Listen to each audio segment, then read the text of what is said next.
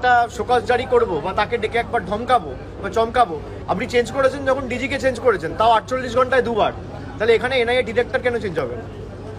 NIA ডিরেক্টরের দায়িত্ব তো এখন স্বরাষ্ট্র মন্ত্রকের নয়, স্বরাষ্ট্র মন্ত্রকও এখন নির্বাচন কমিশনের অধীনে, দায়িত্ব নির্বাচন কমিশনের। নির্বাচন কমিশন এই দায় এড়িয়ে যেতে পারে না। এনআইএ কিভাবে তাদের প্রশাসনকে পরিচালনা করবে, কোন অফিসারকে সামনে রেখে তদন্ত করবে, সেটা এনআইএ এর ব্যাপার। আমরা এনআইএ এর মুখপত্র নই, এটা কংগ্রেস জমানার কেজ প্যারেট নয়, স্বতন্ত্রভাবে তারা তদন্ত করছে।